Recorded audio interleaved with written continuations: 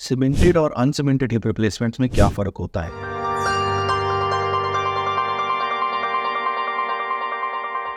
Hello, मैं doctor Rohit Lamba, consultant orthopaedic और joint replacement surgeon, Gurgaon से। आज बात करते हैं सीमेंटेड और अनसीमेंटेड तरह के हिप रिप्लेसमेंट के इम्प्लांट्स के बारे में। इनमें क्या क्या फ़र्क होता है कॉस्ट वाइज, बाकी फीचर्स वाइज, और किन मरीज़ों में कौन सा वाला करना चाहिए और इनके रिस्क फैक्टर्स किस तरह से। तो सबसे पहले तो इम्प्लांट समझने के सीमेंटेड और अनसीमेंटेड इम्प्लांट्स की फिलॉसफी क्या है, उनको किस तरह से बोन में फिक्स किया जाता है और ये फ़र्क क्यों है। तो अगर आप ये एक बोन मॉडल देख सकते हैं तो ये एक अनसीमेंटेड फेमोरल स्टेम है, फेमोरल प्रोस्थेसिस, जिसमें अगर आप देखिए तो इस नीचे ये थोड़ी स्मूथ है और इसके प्रॉक्सिमल पार्ट यानी कि ऊपर वाले पार्ट में एक ग्रेटेड कोटिंग हो रखी है। अब ये कोटिंग का स्पेशल रीज़न ये रहता है कि इसी कोटिंग के साथ में जो इरेगुलर सरफेस है, इसमें पेशेंट की बोन इनग्रो करती है और इसके एक इंटरलॉक कर देती है इसको, बोन और इम्प्लांट को आपस में, जिससे इसकी फिक्सेशन होती है और इसकी स्ट्रेंथ आती है। तो अब जब हम नॉर्मली अनसीमेंटेड हिप रिप्लेसमेंट की सर्जरी करते हैं तो हम आपकी फिमोरल कैनाल के अंदर यानी कि इस बोन के अंदर यहाँ से इसको अप्रोच किया जाता है और उसमें एक छेद बनाया जाता है। तो इसके अंदर जो मैरो कैविटी होती है उसी को हम धीरे धीरे ब्रोचिंग से उसको वाइड करते हैं और फिर इसी तरह का एक ट्रायल इम्प्लांट जो इसके अंदर जाता है उसके साथ में जो बेस्ट प्रेस फिट इम्प्लांट होता है, यानी कि बोन के आसपास बिल्कुल बिना ज़्यादा हैमरिंग किए और बिल्कुल प्रेस फिट हो जाए, जिससे आपको लगे कि ना ये इससे नीचे सिंक कर सकता है और ना ये लूज होगा। तो ऐसे वाले साइज़ का इम्प्लांट हम फाइनली उसमें डालते हैं। तो जो ब्रोचिंग का हमारा साइज़ रहता है फाइनल इम्प्लांट उससे थोड़ा 1 मिलीमीटर ज़्यादा थिक होता है। तो इस कारण से जितना आपने उसको अंदर उसकी जगह बनाई है, क्रिएट करी है जगह, उसे 1 मिलीमीटर थिक इम्प्लांट डालने से वो एक बहुत अच्छी पकड़ बनाता है, जो कि आपको इमीडिएट सर्जरी के बाद वेट बेयरिंग अलाउ करती है। और पहले सर्जरी के पहले 3 महीने में धीरे धीरे इस ओरस सरफेस के ऊपर बोन इनग्रो करती है, साथ में इंटरडिजिटेट करती है, इंटरलॉक करती है, और जिससे से इसकी लॉन्ग टर्म स्ट्रेंथ रहती है। आप देख सकते हैं कि इसमें पूरे ऊपर से नीचे के सरफेस में ये जितना पार्ट है बोन ग्रोथ इसी पार्ट में रहती है। तो नीचे के एरिया में बोन ग्रोथ नहीं होती क्योंकि ये एक स्मूथ चिकनी चिकनी वाली सरफेस है। और इसी कारण से इस स्टेम के रिवीजन के लिए, यानी कि इस स्टेम को अगर हमें दोबारा सर्जरी करनी पड़े तो हमें सिर्फ इसके आसपास इतने हाफ पार्ट में ही बोन को रिमूव करना होता है या उसके साथ में उसकी कनेक्शन को तोड़ना होता है, तो जिसके बाद स्टेम आराम से निकल जाए और इसकी नीचे वाली बोन में कोई डैमेज नहीं होता। तो इस कारण से ये एक बोन प्रिजर्विंग सर्जरी भी रहती है। तो ऐसे मरीज जो कि यंग हैं, जिनके एज मान लीजिए 20 से लेकर 50s अर्ली 60 तक है, उनकी बोन स्ट्रेंथ, उनकी बोन क्वालिटी अच्छी रहती है। और उनको अगर बहुत अर्ली स्टेज में अपनी लाइफ में कभी सर्जरी की गई है तो ऐसे वाले मरीजों को रिवीजन सर्जरी की भी दोबारा ज़रूरत पड़ सकती है। तो ये फैक्टर्स को देखते हुए uncemented hip replacement young patients के लिए प्रेफर किया जाता है। इसी तरह से सीमेंटेड हिप रिप्लेसमेंट का जो इम्प्लांट है ये आप देख सकते हैं, ये ऊपर से नीचे तक एक टेपर्ड इम्प्लांट है और साथ में ये इसकी स्मूथ चिकनाई वाली सरफेस है। ये हाईली पॉलिश्ड स्टेम होती है जिसको आप एक स्पेशल बोन सीमेंट के साथ में फिक्स करते हैं। अब ये सीमेंटेड हिप रिप्लेसमेंट किन पेशेंट्स में प्रेफर किया जाता है? ऐसे पेशेंट्स जिनको ऑस्टियोपोरोसिस के कारण उनकी बोन्स वीक हैं और उनकी जो आप ओवरऑल बोन का अंदर का कैनाल का डायमीटर है काफ़ी ज़्यादा रहता है। तो ऐसे पेशेंट्स में जिनमें बोन वीक है उनमें बोन इनग्रोथ होना बहुत अनलाइकली होता है, अनरिलायबल रहता है।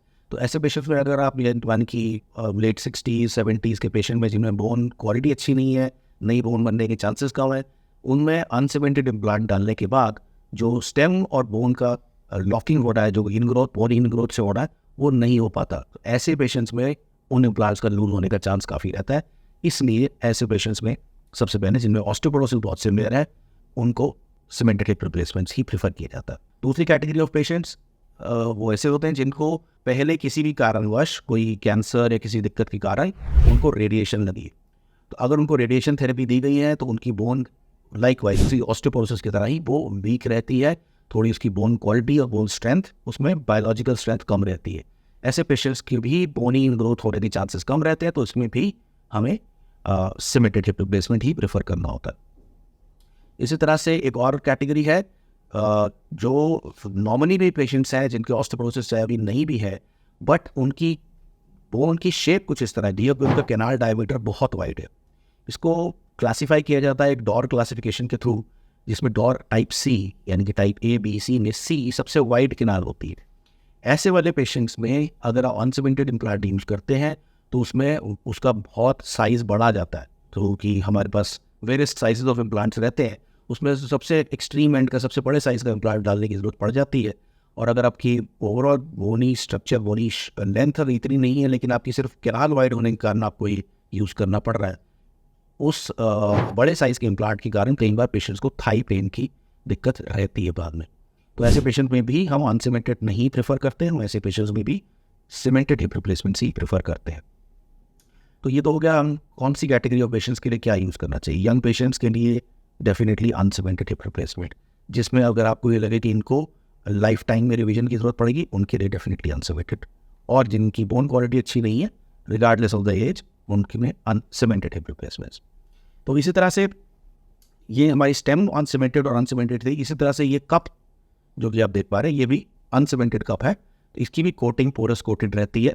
और जैसा कि आपकी स्टेम के अंदर वो फंडामेंटल था कि वो पोरस कोटिंग थी आपकी बोनी ग्रोथ के लिए, तो इसको, इस कप को भी इसी तरह से प्रेस फिट टेक्निक से डाला जाता है, जिसमें कि आप एसिटाबुलम में उसकी पूरी कार्टिलेज को साफ करते हैं, रीम आउट करते हैं, और जिस साइज़ का आपने फाइनल रीमर यूज़ किया है, जितना डायमीटर का फाइनल रीमर यूज़ किया है, या तो उसी साइज़ का कप डाला जाता है या उससे एक साइज़ बड़ा, जिससे कि वो बोन में बिल्कुल प्रेस फिट लग जाता है। ऐसा होने पर 90% केसेस में कोई हमें स्क्रू डालने की भी ज़रूरत नहीं पड़ती।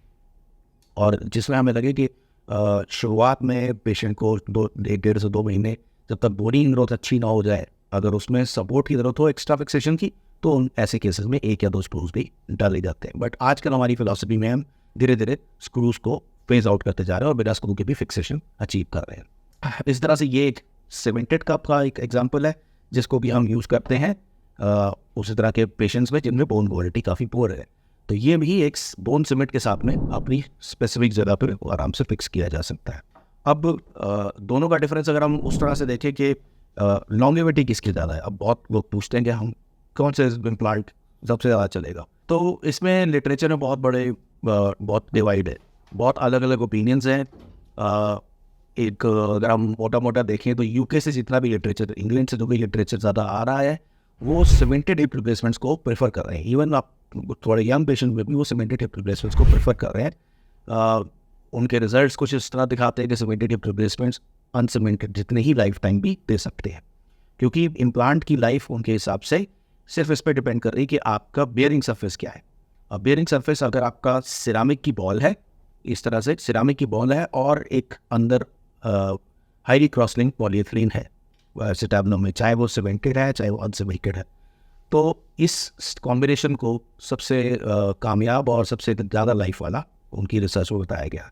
और इसी तरह से अगर हम यूके से थोड़ा और वेस्टवर्ड जाते हैं यूएस में, तो एक ये बहुत ही रेडिकली डिफरेंट व्यू है। वहाँ जितना लिटरेचर आ रहा है वो ज़्यादा अनसीमेंटेड के फेवर में आ रहा है। तो इसमें और बहुत स्टडीज़ होनी बाकी हैं, लेकिन ग्रॉसली अगर देखा जाए तो अगर हम सारी लिटरेचर को इकट्ठा करके एक मेटा एनालिसिस करके देखते हैं, जिसमें क्या हुआ आजकल सारे पब्लिश्ड लिटरेचर को एक जगह इकट्ठा करते हैं, तो मोटे मोटे जो गाइडलाइंस निकल के आते हैं वो यही है कि young patients good bone quality, उनके लिए डेफिनेटली अनसीमेंटेड हिप रिप्लेसमेंट को प्रेफर करना चाहिए। और जो एल्डरली पेशेंट है, एल्डरली यानी कि हमारे कंट्री के हिसाब से देखें तो 55, 60 एंड बियॉन्ड, और जिनकी किसी भी कारणवश बोन क्वालिटी पोर है, उनको सीमेंटेड हिप रिप्लेसमेंट यूज़ करना चाहिए।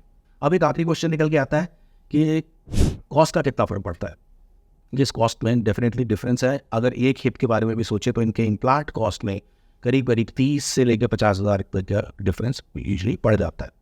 तो कभी कभी किस ऐसे कोई कॉस्ट कंस्ट्रेंट्स हों किसी को दिक्कत हो पैसे की, उनमें भी अनसीमेंटेड हिप को रिप्लेसमेंट अगर वो अफोर्ड नहीं कर पाते तो उनको सीमेंटेड हिप, अच्छा किया हुआ अनसीमेंटेड हिप रिप्लेसमेंट भी उनके लिए अच्छा कामयाब सिद्ध हो सकता है। तो ये थे मोटे मोटे कुछ ऐसे डिफरेंसेस। होपफुली आपको सीमेंटेड और अनसीमेंटेड दोनों को इम्प्लांट्स को समझने में थोड़ी आसानी मिलेगी इस इन्फॉर्मेशन से। हिप रिप्लेसमेंट से जुड़े हुए और भी आपके कोई क्वेश्चंस हैं तो आप हमें कमेंट सेक्शन में पूछ सकते हैं, और हमारे दिए गए नंबर पर भी अपनी रिपोर्ट्स भेज के अपने क्वेश्चंस पूछ सकते हैं। Thank you so much.